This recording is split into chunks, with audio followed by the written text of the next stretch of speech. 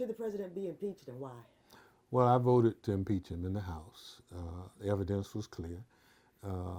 Under no circumstances should a president be allowed to conspire with a foreign country against an American citizen. And the only reason he wanted to do it was because he saw Vice President Biden as his strongest opponent. Everybody in the Department of Defense, all the people associated with this issue said, this is not how we do it. Said Congress has appropriated the money. Our job is to get it out into the countries as soon as possible, because it also has a destabilizing force in regions of the world. And we want to be seen as a leader, not as a bully or a con country for political reasons. And so for that reason and the fact that he basically directed people not to testify, he said to people, don't give information to a congressional committee. And the framers of our Constitution, in their infinite wisdom, created three branches of government, separate and distinct. And yet and still we have the executive now determining what the legislative branch can and cannot do. And so that kind of obstruction is the other issue that's associated with us. It's an unfortunate circumstance that got us here, but our framers put in the Constitution for such a time as this. And it's not a comfortable situation to be in, but members of Congress can't shirk their sworn duty by not addressing it. Will senators impeach? Oh, absolutely not. The president has bullied them to the point that it won't happen. But what will happen is the public will have a chance to see in real time the evidence. They'll have a chance to hear the testimony of what we saw in the House of Representatives, and they can make up their mind for themselves. Transparency is important, and that's why they even tried to limit how you can view it. Now, in America, we pride ourselves on our democracy, and freedom of speech and religion are some things that we guarantee, but also the public has a right to know. So transparency is important. Even the president of the United States is not above the law. Has the president made it difficult for you to work with the other side of the aisle? You know, I've worked with President Clinton, I've worked with President Bush, I've worked with President Obama. I've never seen it this bad. For instance, I chair the House Homeland Security Committee. Historically, getting information from any of those 22 agencies under Homeland was just a matter of submitting the request. It's so complicated now. We've had 5 secretaries of Homeland Security in 3 years. President Obama had 1, you know. And all of these 5, for the most part, have been acting. So, you know, when you're acting, somebody could walk in any day and say, you out of here. And so you don't have a comfort level, and the people who work under you know that you're not as strong as you ought to be. If you did, you'd be permanent. So, but the president says he enjoys making people acting, so he can treat them anyway. Washington Post documented over 16,000 lies attributed to the president in just 3 years. Unheard of. As you know, I'm a grandfather. I can't even say to my grandson, when the president comes on, say, look, son, if you follow what he's doing, one day you could be president. I don't want my grandson to be viewed as a bully. I don't want my grandson to be a racist. I don't want him to be xenophobic. I don't want him to be homophobic. I just want him to be American. And that's not a hard task when you are born, for the most part, into this country. We're a country of values, and we're a country of standards. And I think our job as Americans, and me as a member of Congress, is to uphold those standards and values. And but I think he's just trying to make as much money while he's president for his family he possibly can. How you gonna recommend the G7 summit at your property and not violate the Emoluments Clause? And all these countries and companies around the world come to your facility in Washington and pay exorbitant rates for rooms, drink your whiskey, pay exorbitant prices for your whiskey and your food, and not violate the Emoluments Clause. And so now a simple thing like Secret Service is under me, and I'm trying to get how much it's costing us to pay for his golf outings at the property, at his properties. Taxpayers paying that bill. That's not a matter of secrecy. We just want to know what it's costing. I can tell you that we've spent over $1 million renting golf carts. No way. Renting golf carts just to protect the president. Unreal. And I don't have to give you all the other things associated, but this is not who we are as a country. And I think he's stretched the limits of regulation to a point that at some point something's going to have to give. Obviously, the impeachment process is part of it, but actually, at some point, the voters are going to have to speak. Absolutely. Okay, so I'm almost done. I'm almost done. Thank you so much for this. Not deniable that when people say Bennie Thompson in Mississippi, you are known as the most famous politician in the state, and you are African American. How does that make you feel, Congressman?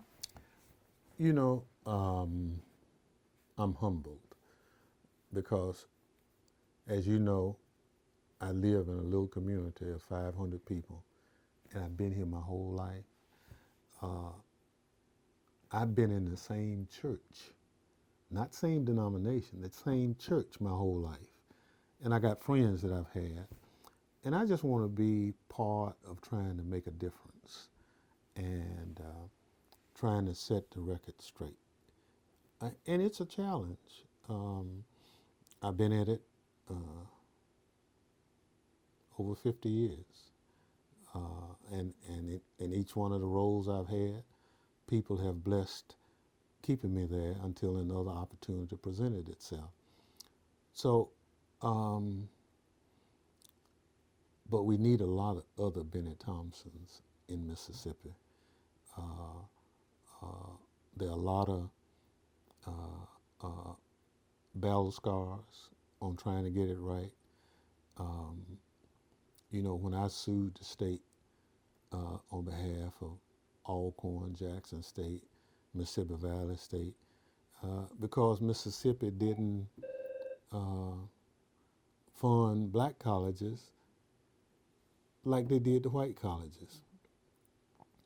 We got them $500 million. But it took us 27 years of fighting to get it done. When we sued the state to redistrict the legislature, we only had one black person, Robert Clark. But now we got black representatives from the coast to DeSoto County. and all points in between, because it's the law. So part of who I am was my exposure in this community, my tenure at Tougaloo College, and a family, a mother who guided me, but you know, a wife and friends who've been lifelong friends. And you know, I love to invite people to Bolton because they said, Bolton? Yeah, you know, not too many communities get a chance to produce a member of Congress. Yes. And, you know, I could have put my district office in the largest building in the capital city, you know, but that wouldn't have been me. Mm-hmm. And a lot of people who support me, you know, they shouldn't have to pay to park. And some of them don't need to go through a magnetometer to see their congressman, because I don't know what they got in their pocket. But you know, I've been blessed. All my offices that I have, community groups can meet in them. I don't charge them.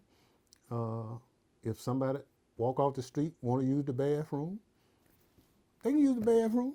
I mean, they want a cup of coffee, they can get the coffee. I mean, it's the people's office. So, you know, I'm kind of just like, I'm Benny. And so, but it was, you know, me meeting good people along the way, mm-hmm. who kind of helped, mm-hmm. mold me. Mm-hmm. And I try to pass it on to others that same kind of way. And, you know, Woodrow Wilson said something that is kind of instructive. He said, if you ever want to make enemies, try to change things. So I've made a few enemies along the way, but it's been for the right reason. Which brings me to my next question, because you've been in this fight a long time. I mean, in the 60s, you were registering people. You Mm-hmm. talked about for Fannie Lou Hamer. You know, turns out your dad never got a chance to vote, but then your mom cast hers, and I believe her first vote was for you. Me, absolutely. Mm-hmm. So you've been fighting for justice and civil rights and for the poor a long time. Why? Well, I like being black. You know, I like telling people that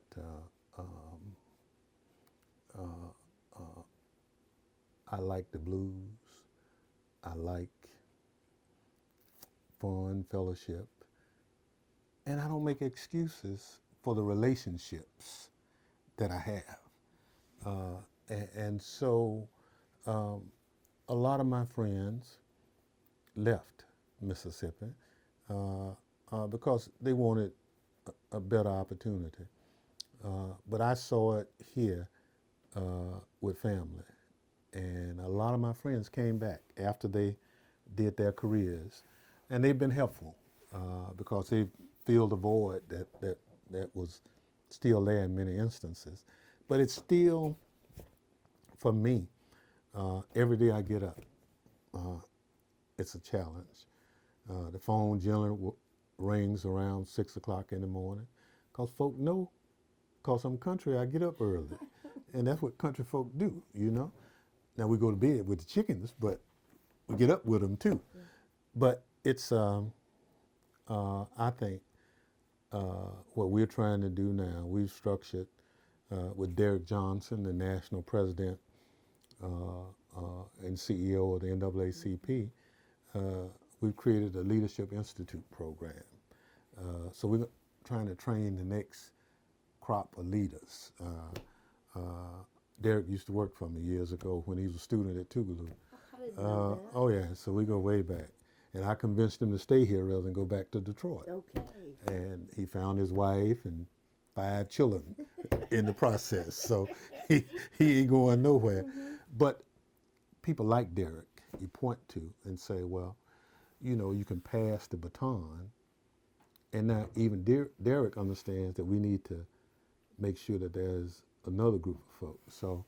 So we've trained some people now who are district attorneys, who are county supervisors, who are state legislators, who are judges, who've gone through our little program. But our little program is designed for people to make their communities better, and by giving them the tools to do that. And but it's a work in progress, and so it's nice to be in a starting lineup. But every now and then you need substitutes. You know, you gotta, you know, you can only run that field for so long. So we're trying to find the substitutes. We're trying to build a farm team so that the things that have started, they'll continue. Yes. You've been Mississippi's lion for quite some time now. And like I said, everybody knows you across the state. For those few people here in Memphis that may not know you, and we covered 3 states up there, Arkansas. Tell me, who is Bennie Thompson? Well, what you see is what you get.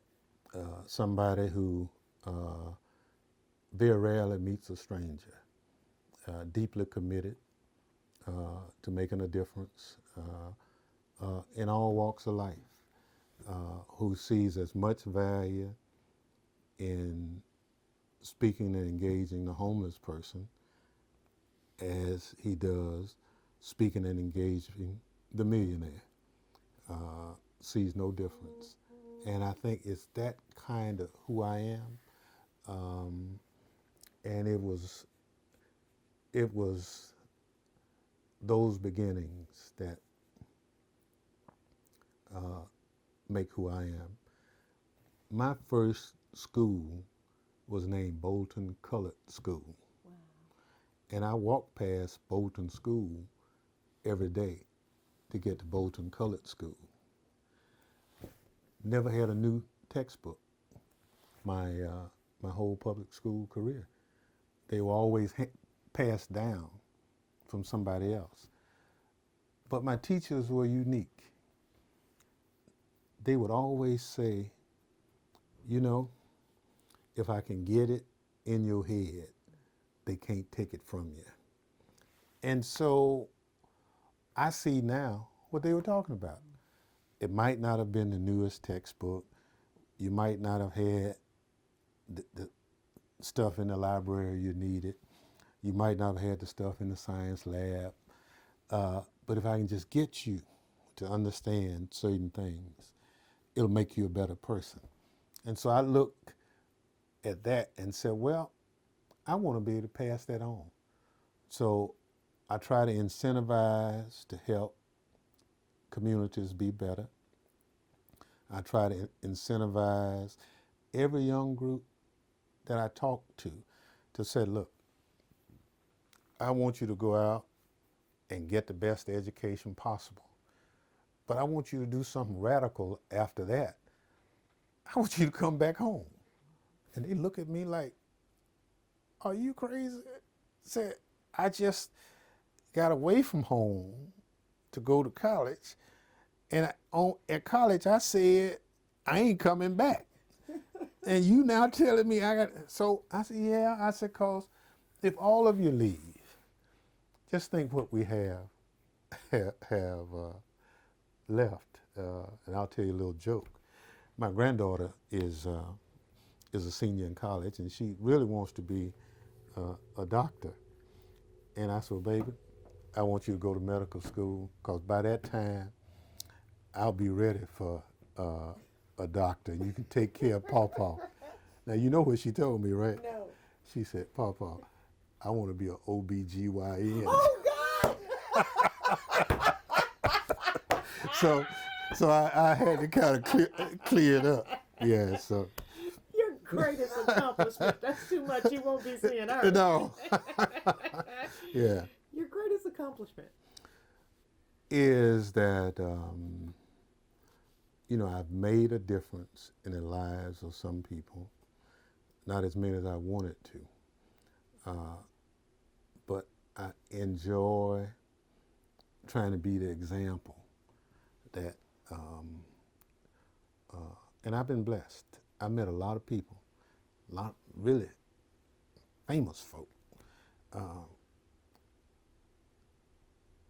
but I'm still Benny. And if somebody said, well, have you ever met so-and-so? I said, yeah. I said, well, you don't act like it. I said, well, that's because I'm Benny. And I think you have to set the standard that at the end of the day, you're just a human being. And if you set that kind of standard, then people can identify with it. But if you walk around trying to act like you somebody, people not going to pay you any attention because they know false prophets when they see them. And, you know, I'm kind of a what you see is what you get kind of person. Biggest mistake and the lesson you learned from it? Well, taking early on people at their word. You know,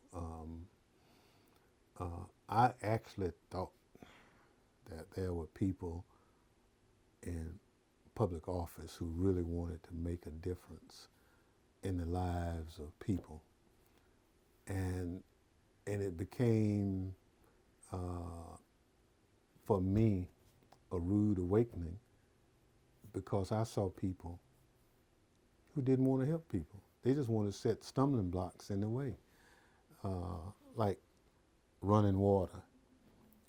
When I first got here, I found rural water systems running water to folks' barns to feed the livestock.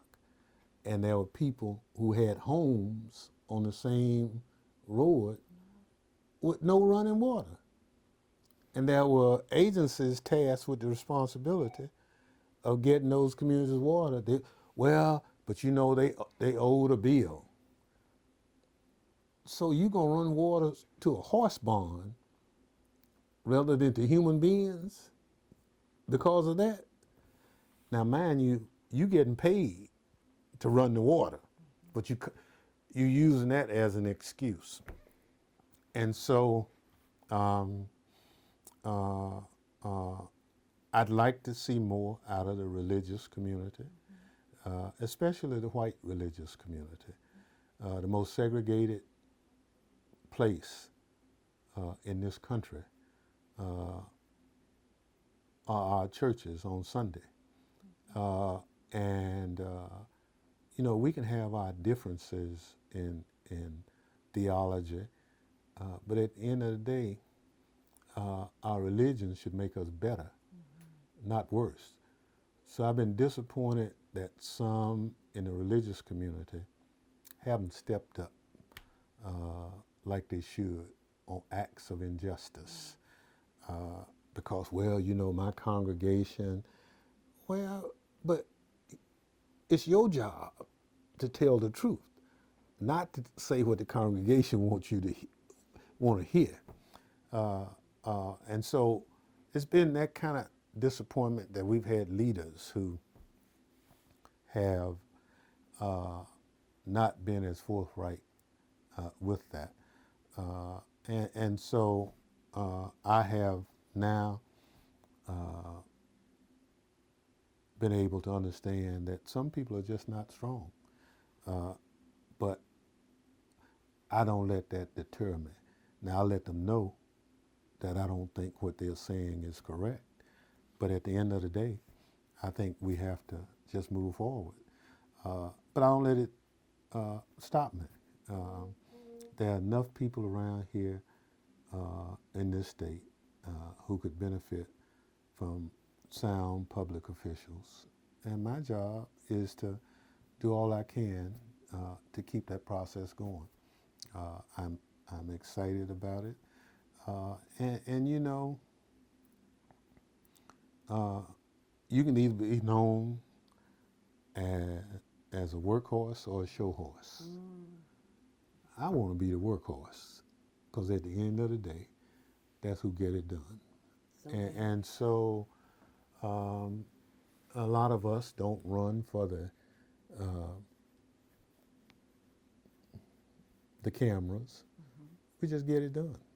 And because I'm sure that one day, when it's time for us to give account of who we are and what we did on earth, being a workhorse should count for something.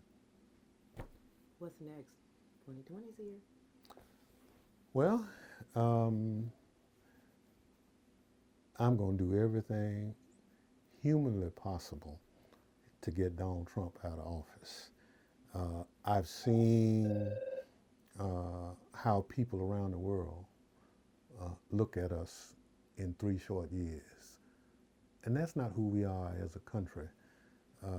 They see us now as the arrogant Americans. And for the most part, that's not who we are. But it's because the mouthpiece at the top gives that worldly impression that we are boastful, that we are heartless, and that you can take it or leave it. Well, history is replete of countries that have failed with that attitude. And so I want to make sure that America doesn't fail by making sure that Donald Trump is not reelected in November of 2020. Are you running again? Oh, absolutely. You know, I've been blessed. People do a good job in their communities. I know people by name. I know the children. You know, I still rabbit hunt, I deer hunt, I fish. I lie about how many fish I caught and everything else. But that's just who you are, right? So you're just a person. And I just think that puts you a cut above the rest. And so I will run for re-election. I've qualified. I have a Democratic opponent. I have Republican opponents. But I work every day, and I'll continue to work, and I enjoy the work. Very last question, and I bet you say about time, huh? What didn't I ask you that you want to share with me? Oh my goodness. Well, first of all, I thank you for giving me an opportunity to just talk, and I hope I conveyed the fact that you can do things and not lose who you are, and that's so important.